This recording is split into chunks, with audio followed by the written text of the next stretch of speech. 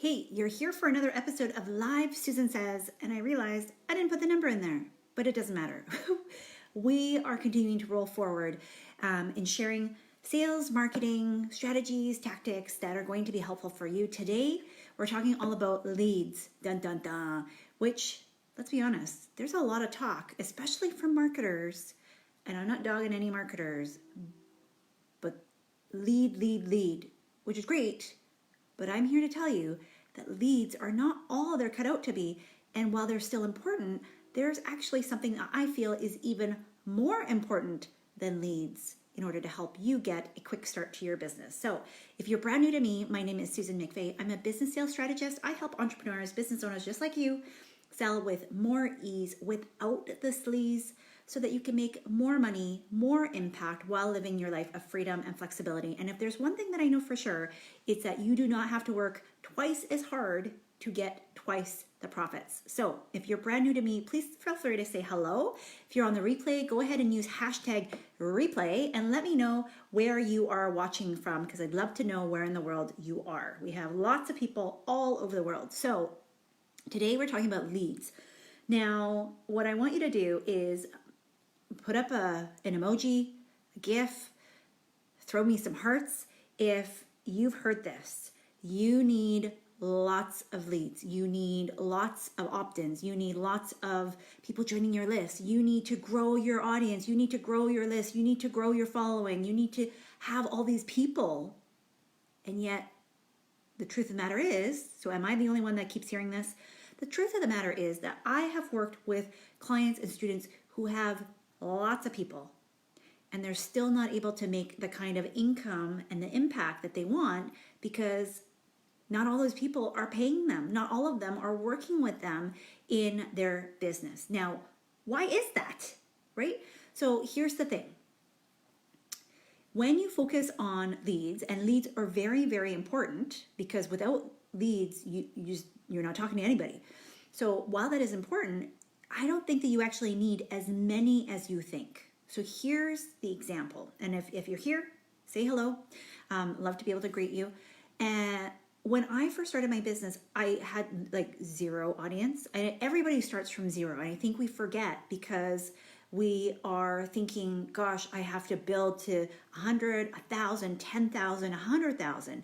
And when you really do start from scratch, like I did, it just takes one. Like if you talk to the right person and you have the right offer and you know how to convert them because you know how to say, wow, like you have that problem and I can help you, and here's how and here's why this is so important. Not because it's important to me and my business, but because it's important to you, you hear yes, right? So what if every single day you had one person that you could help, who was genuinely interested in what it was that you could help them with, who had the problem that you are uniquely here and designed to solve, and consistently you're out there serving that one person. And you got so good at having those conversations, not only because you knew who that person was, but you knew how to speak to them, how to ensure that your offer was the best thing since sliced bread for that one person, not for everybody else, but for them. And you consistently heard yes, like one yes every single day with a really small but targeted audience with quality leads. What would that do to your business? What would that do to your life? What I find too often is that my students come to me because they've been fed, and I'll be the first to admit, I felt the same way when I first started my business, and I realized that, wow, I have very limited online marketing experience. A lot of my background in sales and in marketing has been grassroots, like old-fashioned. Here's the thing. People are still people at the end of the day. And while we may be buying in a different way, in a different mechanism, at the core, we're still talking to humans, right?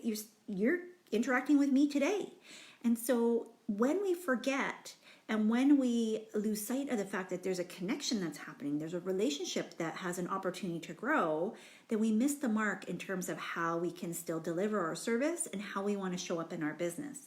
For me, it's way more important that, yes, I'm here, I have a big mission to help 1 million people, 1 million entrepreneurs who are driven and purpose focused and wanting to create that impact. But at the same time, I don't lose sight of the fact that it happens one person at a time. I don't all of a sudden help 1 million people. I have to serve one person at a time. And when I serve that one person, whether it's you or somebody that I'm speaking to as a guest, as a podcast, it's still one person. Does that make sense? So when you focus on such these big numbers that these marketers like to throw at us and have us almost overwhelmed to the point where we're so busy trying to build without actually doing the simple thing, which is just go out there and have a conversation with somebody. Speak to somebody who you actually can serve and help them to see why. So for me, I'd rather that you focus on the conversion. Now, if you're not familiar with what conversion means, it basically means taking somebody who's interested in what you have to offer and converting them into a purchaser, into a buyer, into a customer, somebody who actually is going to pay you for your products, your services, your programs, the gift that you have, because transformation happens in the transaction. I can't remember who actually originally coined that phrase. So if you happen to know, you can go ahead and drop them in the comments, because I like being able to give credit where credit is due. The key part here is you only actually need one person at a time to say yes to you, unless you're selling one to many, and there's different mechanisms that you're going to be able to utilize and different strategies for that. Today, what I want to really focus on is if you're struggling because you're trying to grow a massive audience, and massive is a relative term, whatever that looks like for you. So when I first started and I had 0 people, massive initially felt like 100 people. I needed to grow an audience at 100. And as I did that, and I realized, you know what? I'm talking to 100 of the wrong people. So it really doesn't matter the numbers. I need to focus on the quality, and I really need to get very clear on who it is that I'm here to serve.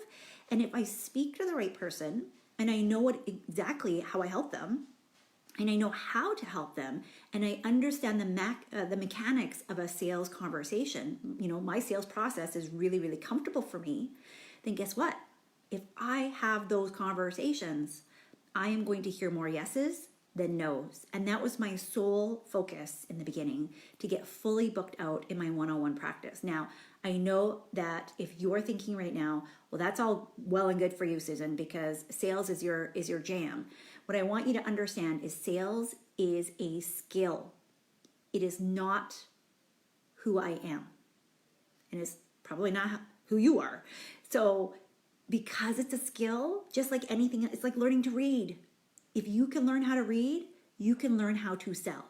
And instead of focusing on getting quantity of leads when you haven't mastered this fundamental skill that I believe makes or breaks what you do with those leads, I really encourage you to take a look and see what part of the sales process do you need to get better at. So let me just break down kind of the 3 big parts, like the buckets, okay, so that you can identify where is my gap. So the first part is prospecting, which is the lead part, right? And here's the thing. If you prospect the right person, you actually don't need a lot of them, at least not initially. And this is where marketers would have us think otherwise. And yes, it's important to grow your list and do all of those things, because if you're continuing to want to build and scale, those are important.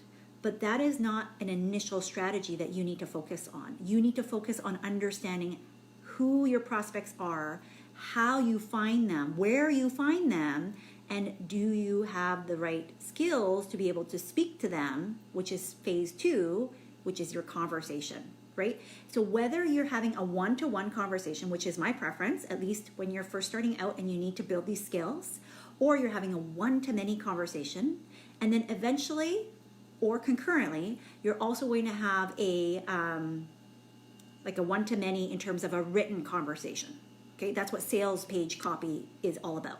It's taking what I'm saying right now with my words, communicating, and translating that into the written form where it can go out and demonstrate this ongoing, automated. Like you come to a page, you look at the thing, You are led through the conversation that I'm having with you in your own mind and enabling you to make a purchase without us actually needing to have a conversation and without me needing to answer specific questions that you may have coming up for you versus an actual like two-way conversation.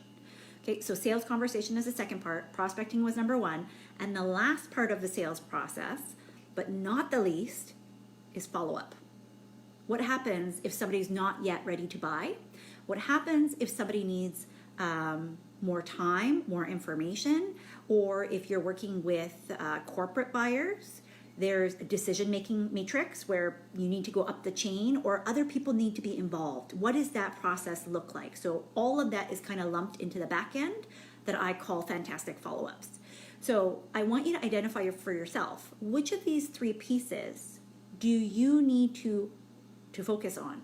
Is it your prospecting? So you're talking to the wrong people, you don't know where to find them, you're just simply not talking to enough people in order to be able to have those conversions happen. So this is the quality of the folks that you're actually speaking with. The second part is the actual sales conversation, whether you're doing that one-to-one or one-to-many, depending on your business model. Do you know how to guide people in a way that encourages them to A, identify that they have the problem that you solve, B, that you're able to identify where they want to get to, what's that future vision or the dream state that they're looking for, and C, do they understand how to make the purchase that you're offering them, right? So it's inviting them to encourage them to buy. That's what sales is. It's you have a need, I have a solution, I'm going to offer you an invitation to make the purchase that solves your problem because I have it on the other side. So at the very, very basic mechanisms of sales, I want you to think back to the old days when we used to go on the old spice road or go to the market, and you would have the stuff from your farm, your ranch, right? The things that you've grown.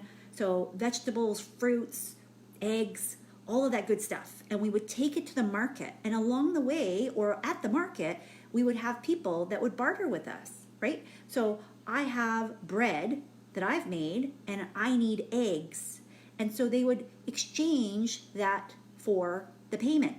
So I have a problem. I need eggs. I have a solution, which is bread. And you have a problem, which is I need bread, right? So in today's day and age, our eggs and bread are no longer just eggs and bread. They're the things that you and I buy and sell together. So at the end of the day, though, if you don't need eggs, you're not going to buy them. You're not going to trade them. It doesn't even matter. And that's the thing for your people as well. So do you understand how to guide people that have that problem to move them through to finally saying, yes, I'm ready to buy? And then the last part with the follow-ups is, are you able to identify who you should truly be following up with? What's the frequency of the follow-up? And what does that actually look like or sound like? Because typically when I share with my students inside of Sales Mastery Society, and I let them know that there is a way to do follow-ups, especially if you have a hot prospect. If you have somebody who says, I'm ready to buy, but dun dun dun, and then we always think, oh, why aren't you just buying if you want to buy? So in order to keep that engagement level high, there's certain things that you can do in order to manage and to lead the conversation even after the conversation is done. That's the way that you manage follow-up. So there is a method and a process that will enable you and your potential customers to be able to close the gap so that you can both do business together as quickly as possible, but without being pushy, without being aggressive, without being sleazy and being underhanded with like weird tactics and strategies that aren't real, and still allow you to sell in integrity, which is, let's face it, it should be the golden rule. It's rule number one for me. And so break down each of these three sections and identify for you prospecting, conversations, or follow-up. Which is the one that you need to focus on, because I promise you, if you actually put in the work to improve your skill, when you then pour gas on the number of leads that you are in front of because you're doing a joint venture, or you are speaking at an event, or you are at a networking event, or just somewhere where like you have a pool of like ready to go people who fit your ideal clients, it's much easier for you to do something with those leads once you know how to convert them. And too often, I see the opposite happening, where you focus time, effort, money on getting lots and lots of leads, which, don't get me wrong, it's still important, because remember, it's the overlap between marketing and sales is that prospecting piece. So you definitely need to have it, but I think you need to have way less than you're anticipating. And if you have your sales process really clear, it is going to be much more fruitful for you with better results once you actually start to pour gas on that lead generation system that you have. So I hope this was helpful for you. This was on my heart yesterday. It popped up as kind of a creative spurt. And so I felt compelled to share this because I hear too often about more leads, more leads, more leads. And my question is always, why? What are you going to do with them? How are you going to help them? How are you going to convert them? How does this help your business? And how does it ultimately help them? So without you being able to answer those questions, I don't want you to focus on more leads. I want you to focus on the right leads, which doesn't necessarily mean more. It means better. It means the right ones. It means that you have done the homework behind it, which will actually get you better, faster results than if you focus only on the front end with your lead generation and getting way more leads than perhaps you are able to handle. So the last thing I want to leave you with is a quick story about a student of mine who did what we normally are taught, which is marketing, marketing, marketing, lead, lead, lead, lead. So one of my students had tons of leads. She had turned on Facebook ads. They were great. They were working really well, super targeted. She knew who she wanted to work with, and so she was attracting them. The problem was she didn't know what to do with them once she had them. So she had lots and lots of people interested in a call. In fact, she had, I think it was 43 or 44 calls booked with individuals who had put up their hand and said, look, I need your help. Please help me. And out of those 44, one said yes. Not because the others didn't need the help, only because she didn't have her sales process dialed in. Okay? And so once we were able to fix this and be able to really get tight on the sales process, she actually had 7 people and 2 said yes. It might have actually been 3. Lower number of leads, more conversions, right? So imagine going from 43 or 44 leads, and these are not even just leads. These are people who have actually gone on a call and having 1 say yes, compared to 7 and then having 2 or 3 say yes. Like, right? Because let's do the math, which I know math is the bane of most people. So let's just divide. So if we just time, because 7 times about 6 gets us to about 44. So if we had just taken 2 times, so if she did the same number of 44 calls with the same conversion rate that we were able to get her up to initially, she would have made 12 sales. So she missed out on 11 sales. And more importantly, that's 11 people.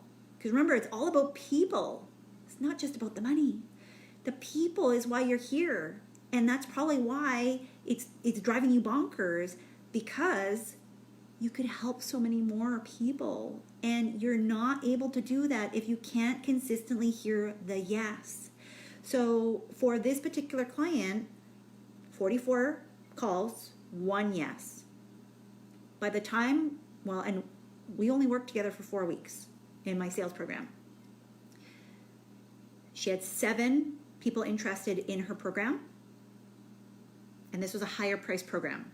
So we increased the price, we changed the format, because it better suited her lifestyle. She was being exhausted by one-on-one. This is going to be a group format. So it was way more lucrative for her in terms of her time, her freedom, her bandwidth. And so out of those 7, she ended up getting between two, I can't remember exactly, it was either 2 or 3 customers. So I'm just using 2 to be on the conservative side. So if we were able to go back in time and use her success rate around how many more calls she was able to book, that was 11 more people that she could have had say yes to her, simply because she took the time to learn the skill. So today, if you have leads, but they're not saying yes, I want you to commit to really mastering the skill of sales. I mean, there's plenty of free resources out there. There's lots of experts. I am an expert. That's why you're here on this page. If you feel served by it, please feel free to come on over to Sales Mastery Society. I would love to be able to support you. That's our private community where I provide more specific one-on-one, and for students, I think Linda's still on here, like Linda. Thanks for joining me, right? Like Linda, we're able to give you the freedom of being able to sell what you want. So Linda sells, and maybe Linda, maybe next week we can come on live together and we'll share what Linda's doing, some of the changes that we have implemented in order to help Linda sell with more ease, so that it's super aligned. Aw, thank you, lady, right? Because I think it's important for you to understand you can sell however you want to. It's your business. And so if you have gurus, experts telling you, you need to grow this list to X amount before you start making offers. You have to pour X amount of value before you start to sell. You have to do this with your marketing and your brand and your website and your logos. I'm going to tell you, all of that is important. But the most important thing as a business owner, you have to make money. You have to know how to make money. The skill that will do that for you is sales. Whether you learn it from me or somebody else, I really don't care. But learn it. I'd love to support you with it because it's my jam. But I think it's so important that you just get the help that you need. And that's why I wanted to talk about this today, because all the marketing in the world will not solve poor sales and a poor sales process and your inability to be able to have conversations with real people. Doesn't matter if you hire a copywriter. Doesn't matter if you hire a salesperson. If you don't know how to guide people, because ultimately the people you hire are under your direction as the CEO. If you can't lead them because you don't understand the mechanics of why people buy from you, and this is why I have had students, peers, friends come and ask me for advice, and I've helped them because they've hired these other people thinking that they can just cover the whole. And I'm here to tell you that you might be able to get by with a little bit, but really your success is going to depend on how well you can sell. And it's something that some people are just naturally better at, but it is something that you can learn. You can learn. And I have learned it, and now I teach it. And being able to teach it and do it are two different things, right? So make sure that you learn from somebody who knows how to teach you in the way that you want to be taught. Because again, I have a lot of students that come to me because they've been taught in a way that doesn't feel good for them. It's not in an alignment. It just doesn't sit with their values or their personality, and they're only being taught this one way. And so, you know, I started to share Linda's story and then I stopped. Like for Linda, she loves groups. She loves being in front of people. And so she also is brilliant at being able to create a structure that is like this, right? Very simple, it's straightforward. Here's the plan, follow the plan, and you get it done. And so she has built her business in a model that suits that. She has 4 kids under 5. She's a busy mama. And if you are busy, who isn't? I want you to really look. Do you have a business structure that fits your life? For me, I have high ticket, really high ticket, That's my one-on-one consulting. Those are for business owners who are very well established and have full teams, have a full roster. Okay. For my entrepreneurs and solopreneurs, I built Sales Mastery Society because it allows me to be able to come and teach on a variety of topics, all roads leading back to sales, but in a way that is completely leveraged because that suits my lifestyle as somebody who has been diagnosed with a chronic illness. I have fibromyalgia. I have 2 kids plus a dog and aging parents that we're more involved with in terms of their life and their health. So having like intense roster of one-on-one clients, while in my mind, when I first started, that sounded and looked really good. In practice, it did not mesh with my life. So Linda, as that busy mama, has retreats because she loves to travel. So you can go travel with her.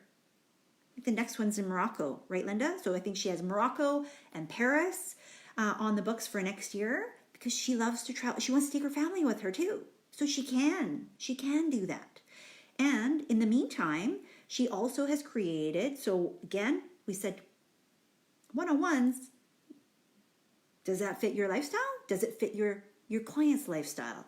And what we discovered was there's probably a bit of a disconnect. It probably does not suit as well as something else. So she does VIP 1-day intensives. It's like a get her done day where you map out 90 days minimum worth of content in like 6 hours.